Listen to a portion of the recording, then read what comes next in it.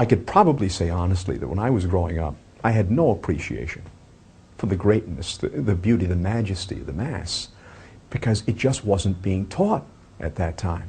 And I can't remember ever hearing anything from the pulpit in those days that would make me understand what the Mass is all about and who it is we were receiving in Holy Communion. And I kind of feel like for all those years, I, along with so many other millions of Catholic young people, were cheated. You know, we were deprived of the most beautiful, sublime truths of our faith.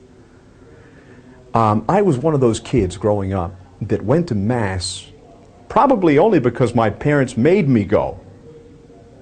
I had no appreciation for it at all, but now, once I found out what the Mass was all about, see where I am.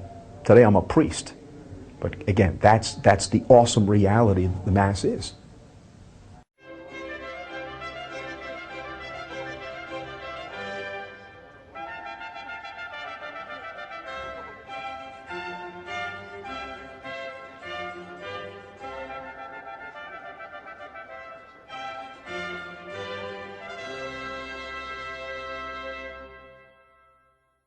What most people remembered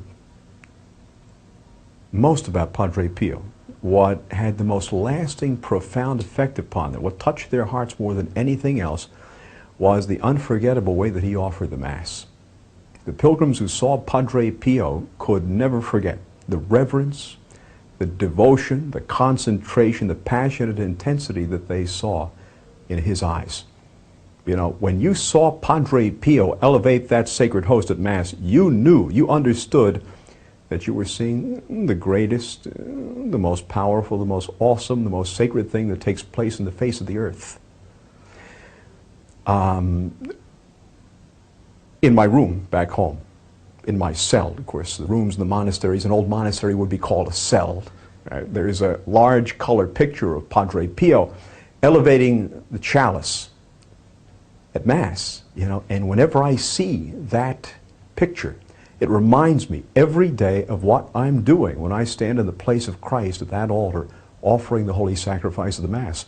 Remember that Padre Pio said it would be easier for the world to exist without the sun than without the Mass. St. John Chrysostom had a great quotation. He said, it's important to understand that when you see the priest at the altar offering Mass, you are seeing the hand of Christ invisibly extended. We can also talk about the particular effects of the Mass. These are the spiritual fruits that are produced by the individual's devout, reverent participation, heart and soul, in the reception of Holy Communion. To do that effectively, I think, takes a lot of preparation. You know, one of the big problems that we have is that before Mass begins in so many parishes, you see people will be talking, joking, laughing, socializing, carrying on as if our Lord was not even there in the tabernacle. It's obvious. The loss of faith in the real presence is just manifested by the fact that so many people don't even bother to genuflect anymore when they come into their churches. This is a tragedy, because at that moment, they should be making preparation to have an efficacious reception of Holy Communion. Many graces are lost if the people don't make a very prayerful, reflective preparation before Mass begins. And the same goes with Thanksgiving, too. You know, St. Alphonsus Liguori used to say that a great source of the loss of grace for many people is the fact that they fail to make an adequate Thanksgiving when Mass is ended, after they've received Holy Communion. Right? St. Paul, 1 Corinthians chapter 12, says a person should examine himself and so eat the bread and drink the cup. The man who eats and drinks without recognizing, without discerning the body, eats and drinks judgment on himself. You see, we're supposed to examine ourselves. That means examine our consciences to be sure that we're not receiving our Lord in a state of grave sin, making a sacrilegious communion. This is something that is hardly ever taught from our pulpits today.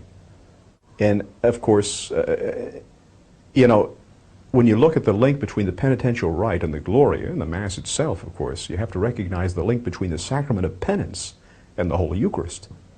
You see? One follows from the other.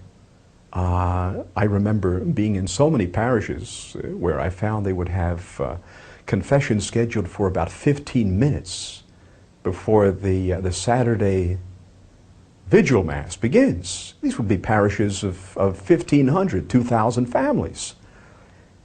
You might hear 3 or 4 confessions, and maybe 2,000 people will receive Holy Communion that weekend. Well, what do we discern from that?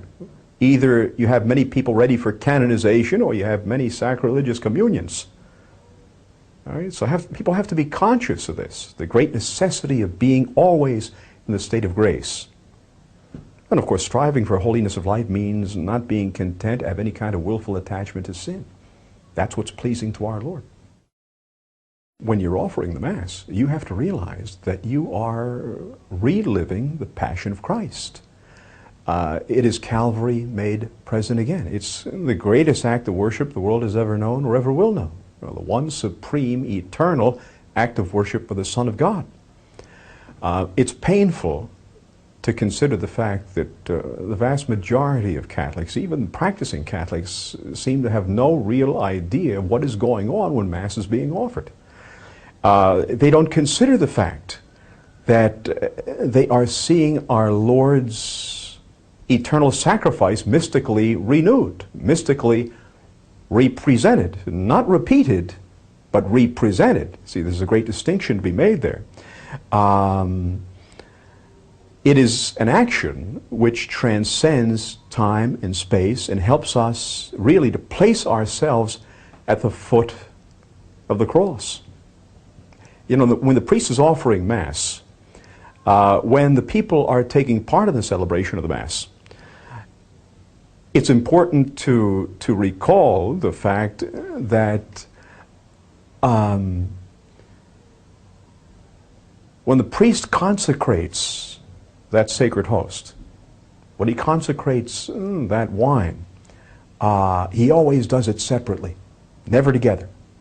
And it's important to remember that the separation of the body and the blood is critical. Now, what happens when the blood is poured out from the body? The separation of the body and the blood means death. That's why the Mass is a true sacrifice. That sacrifice, that consecration, that separate consecration of the body and blood of Christ is of its nature a sacrificial act. That's why we say, and the Church has always taught, that the Mass is a true sacrifice.